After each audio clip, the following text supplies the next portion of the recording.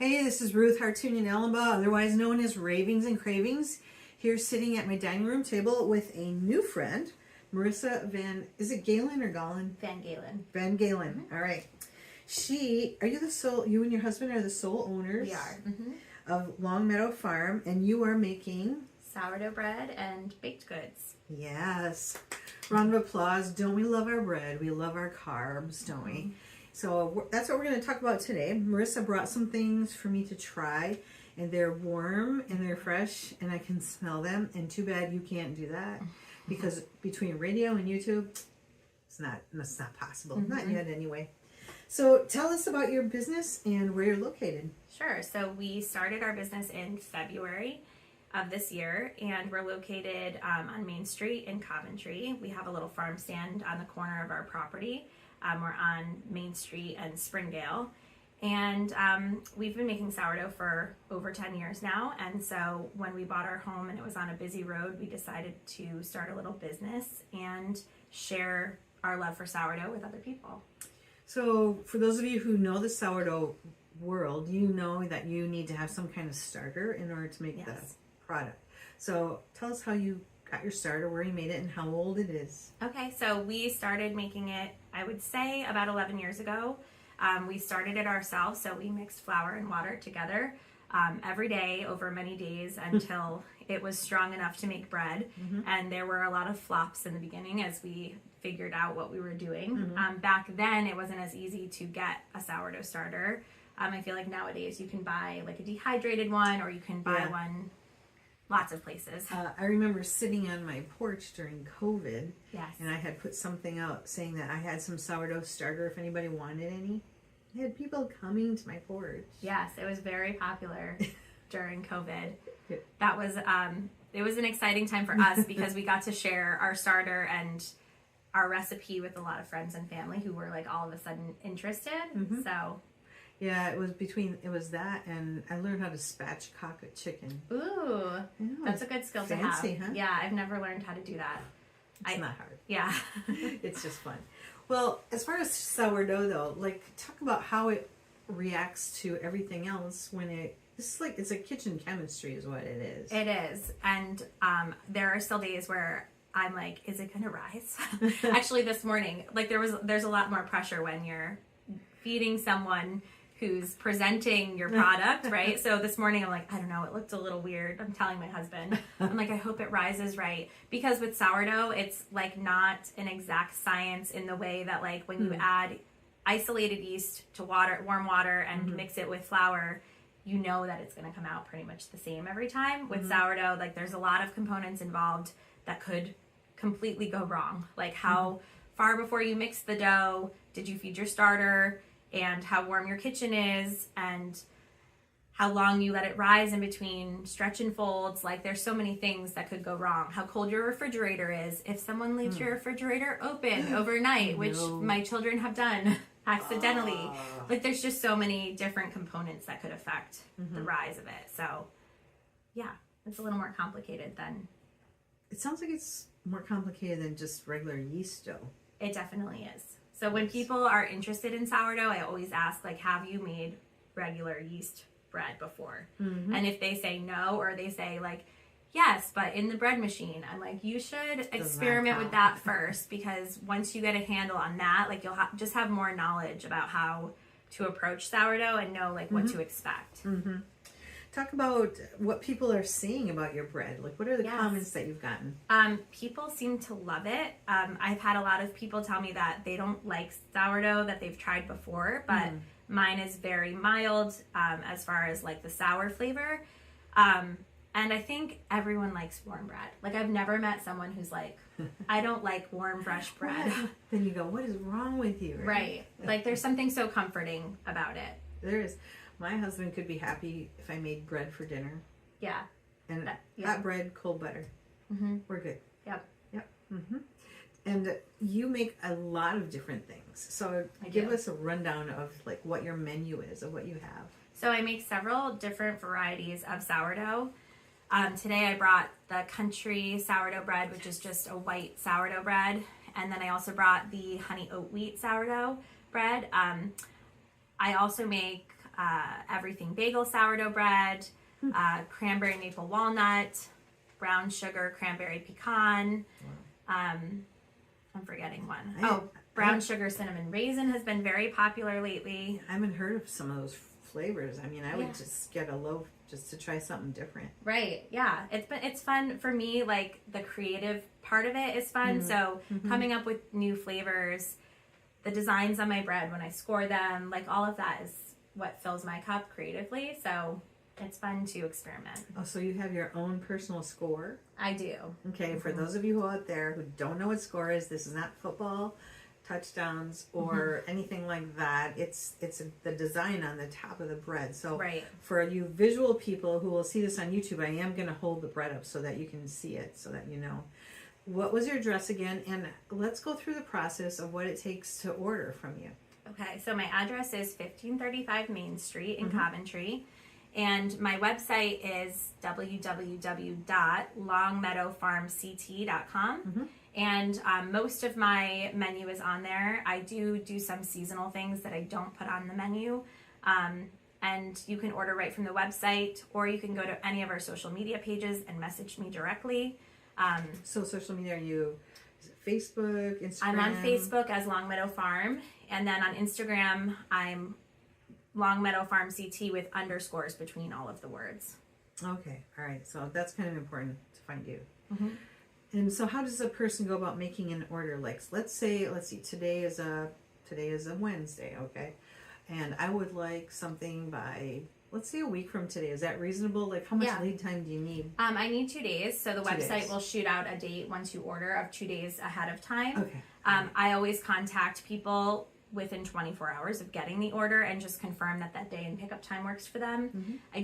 We do have a farm stand, but I don't like to leave stuff out for very long, and I like it to be as fresh as possible for people. So I try to coordinate like when they want to come with putting it out on the farm stand for them. Okay, so 2-day lead time. What's the biggest order you've ever gotten? Ooh.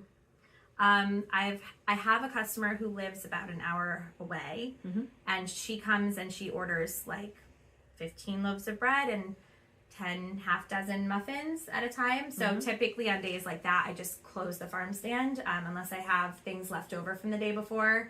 It's just that will take me all day. So right, yep.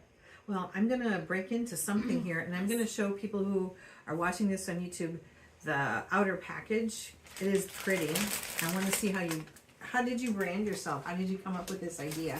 I used Canva to make my labels. And we have our house is 200 years old, and we have a big old barn on our property. So I definitely wanted something that had an old barn in it. So that's our logo there. And it's pretty. Yeah, I just tried to keep it simple. I wanted it to be clean and easy to like look at and know like this represents us. And interesting fact here that I'm looking at here. Ingredients: organic wheat, filtered water, and pink Himalayan salt. And that's it. Yep. Isn't that crazy? That is as pure as it gets. It's amazing that you can take those 3 ingredients and you can make something. And it also does say that it's made in a cottage food operation. So, so that's good to know. I'm gonna open this up here so that y'all can see it. And I purposely asked Marissa to leave it in the bag because I wanted you guys to hear this. Because to me, that's a happy sound. It is. This is a very heavy loaf. It's very dense. Is that about a foot in circumference, you'd say? Yeah, maybe just a little under. Okay. And I'm going to hold this up so people can see it, but can you describe what your LeMay has done to the top of the bread? Yes. So it's actually called an expansion score. So what that means is that I don't use the LeMay until after the bread has been in the oven for about 7 minutes, and that just allows if you don't score at all, what will happen is the steam will come out of the moisture will come out of the bread in the path of least resistance, and it'll make its own, it'll kind of burst open somewhere. So I like this score the best because I think it allows the bread to rise beautifully, and you can really see and smell. Yes. But it's also, sometimes there's a very big ear on it, which I think can be fun, but it's also, it makes like slicing it a little difficult. So I think this way it's not like too big, but it still looks beautiful. It does. I thought it kind of looked like an eye. Yes. An eyeball or something. So you slash it 7 minutes into the baking process. Yep. How did you learn how to it's so many trials and errors. So many. Sometimes, like if I'm doing big markets, I just do a regular score on it before putting it in the oven, because I'm baking so many. I don't have time to every like 7 minutes pull out the bread and do that. Right. But typically this is how I do it. Yeah. All right. Well, you want to do the honors of slicing, so you guys are going to hear. You're going to hear Marissa slicing. This is the professional doing it here. My favorite sound is actually when it comes out of the oven. You can still hear it like sizzling and cracking for a few minutes after it comes out of the oven. This is such a sweet thing, isn't it? Yeah. So there is a nice crust on it. And yes, let's do it this way. Yeah.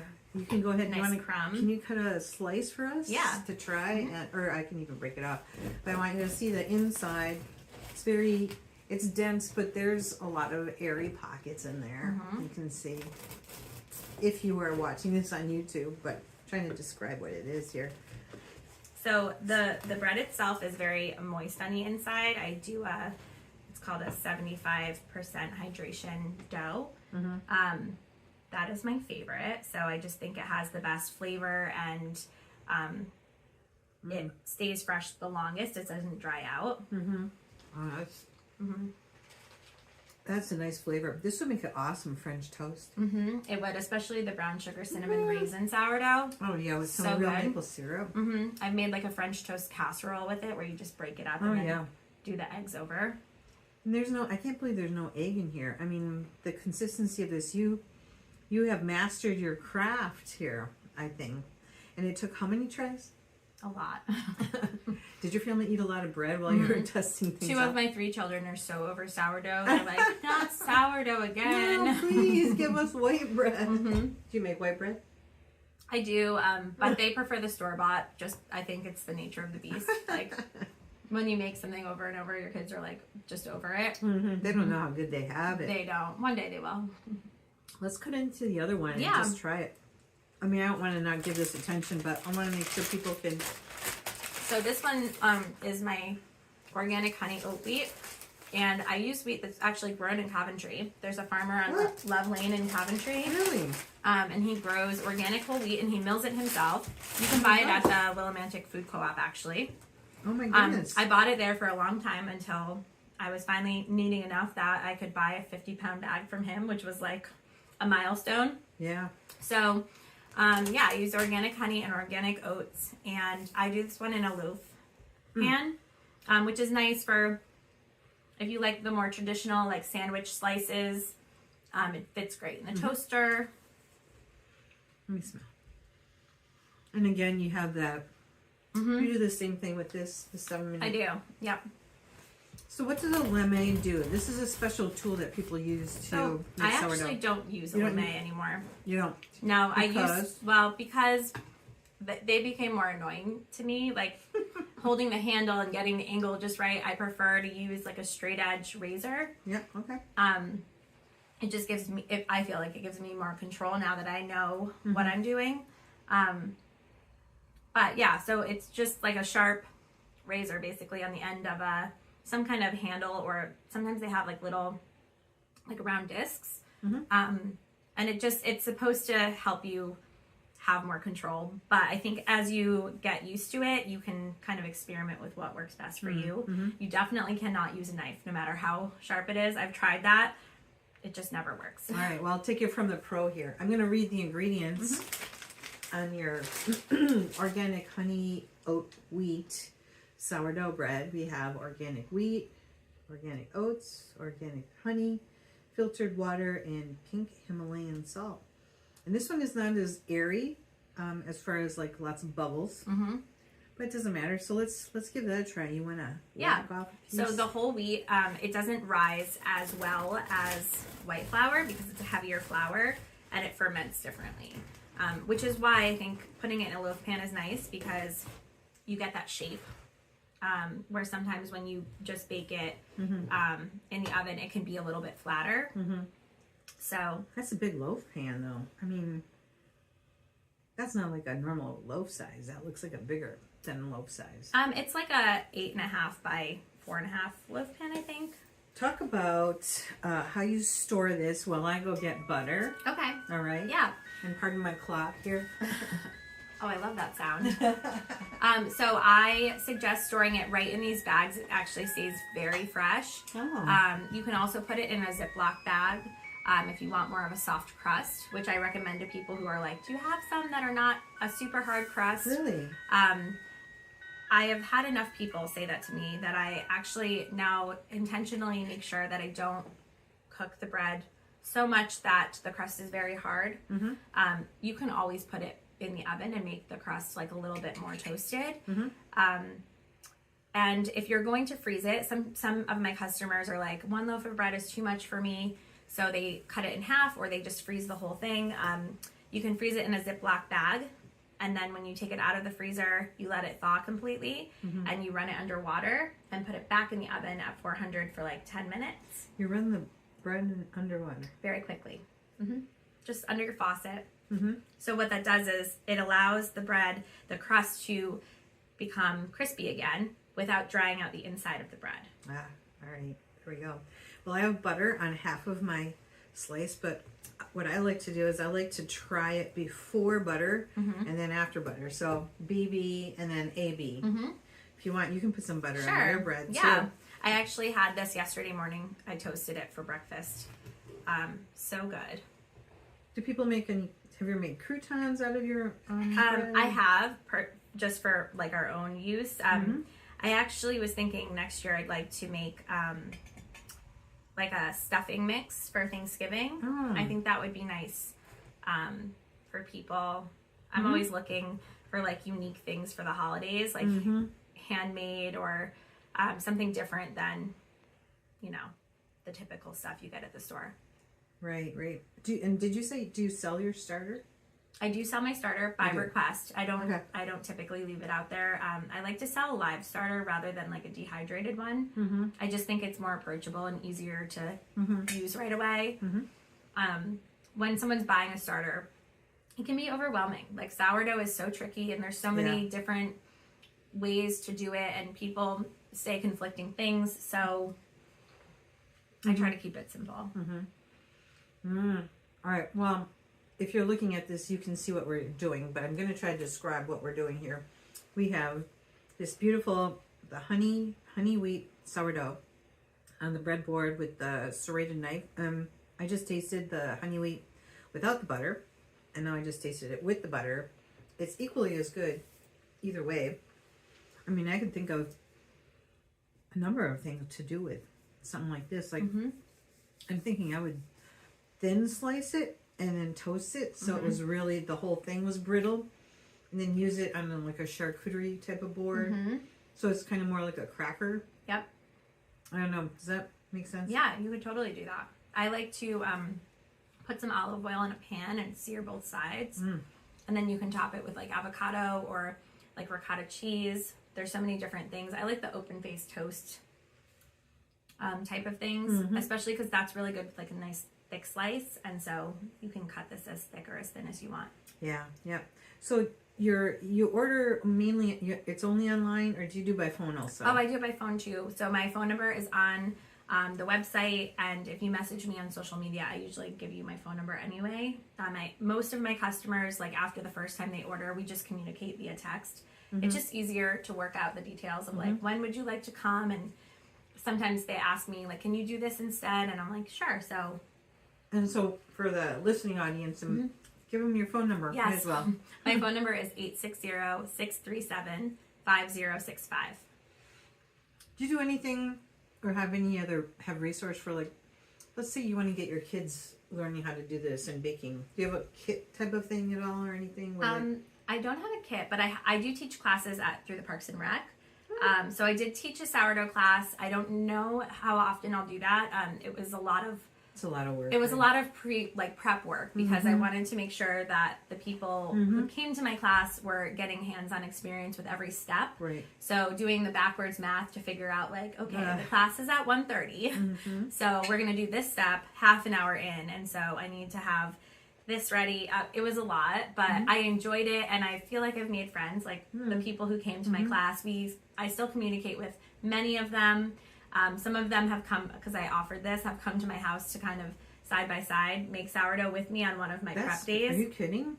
Oh man, that's a golden opportunity. Right? It was fun. I always caution, like, I have 3 children and 3 cats and a dog, so it's chaos. As long as you don't mind chaos, come join me and we'll do it together. And I love doing that. Like, I love sharing what I do with other people.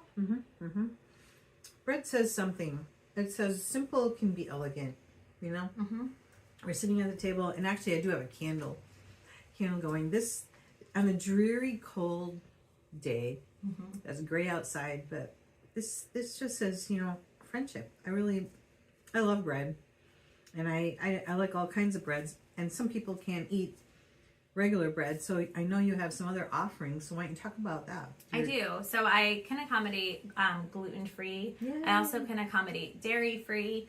I do not make gluten-free sandwich bread typically because it's a whole beast separate from sourdough bread making. It's just very tricky. But I do make like quick breads and muffins, and even my Thanksgiving dinner rolls that I did, I made a few that were dairy-free for a customer, and she was like so happy with them. And I just love being able to like do that for someone, because I know how hard it can be when you have a food allergy, and you're just missing those like comfort things on the holidays. Yeah, definitely. And I'm almost going to run out of time, but we have to make sure we feature your Nutter Butter cookie bars. Yes. So Marissa brought some of these, and I'm holding them here in my hand here. I'm going to break into them. Yeah, so I make 2 different kinds of cookie bars right now. So there's the Nutter Butter cookie bars, which are like peanut butter cookie base with melted chocolate on top, and then a peanut butter, like a chunky peanut butter glaze, and then I top that with sweetened coconut. I'm going to hold that up for YouTube people so you can take a look at this. They're beautiful, and they're saying eat me, so they're calling my name. Yeah. And I just started making these cranberry orange dream bars. They're like a cranberry white chocolate and orange cookie with a white chocolate frosting, and then I put dried cranberries on top, and those are so good.